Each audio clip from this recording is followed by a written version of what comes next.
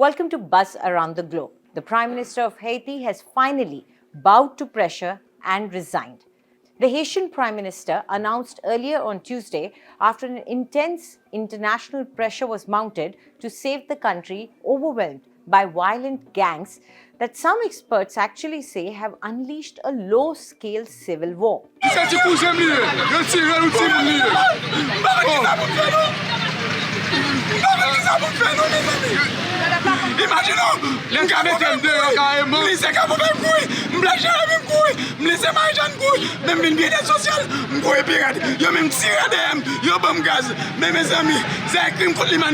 Communauté internationale, la France, les États-Unis, le Canada, nous, oui. Parce que c'est ceux qui mettent en dehors carrément. Nous va venir pour voler.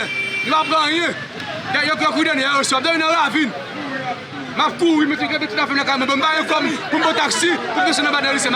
The Prime Minister made the announcement hours after officials, including the Caribbean leaders and the US Secretary of State Antony Blinken, met in Jamaica to urgently discuss a solution to halt Haiti's spiraling crisis and agreed to a joint proposal to establish a transitional council. Meanwhile, the violence continued unabated in Haiti as AFP reporters saw bodies lying in Port-au-Prince streets, which is the capital. Around 362,000 Haitians have been displaced from their homes, according to the International Organization for Migration. Scores of people have been killed and more than 15,000 are homeless after fleeing neighborhoods which were raided by gangs. Food and water are dwindling. The main port in Port-au-Prince, which is the capital, remains closed, thus stranding dozens of containers with critical supplies. In power since the 2021 assassination of the then president, the Prime Minister had been visiting Kenya in a search for support for a UN-backed security assistance mission when the latest burst of violence broke out. The violence closed its main international airport. Unable to return to Haiti last week, he instead landed in the US territory of Puerto Rico. The urgent meeting in Jamaica was organized by CARICOM, which is a regional trade bloc that has pressed for months for a transitional government in Haiti, while violent protests in the country demanded the Prime Minister's resignation. Guyana's President Irfan Ali has said that the Transitional Council would have 7 voting members and 2 non-voting ones. These members include various political factions in Haiti, including those led by the former rebel leaders and also the Prime Minister who has just resigned, and will also have members of private sector. I'm very confident that we have found commonality and we have found a common path through which we can support a Haitian-led solution and a Haitian-owned solution. Ariel Henry served the longest term as Prime Minister since Haiti's 1987 constitution was approved, a surprising feat for a politically unstable country with a constant turnover of premiers. He was sworn in as Prime Minister nearly 2 weeks after the July 7, 2021 assassination of the president.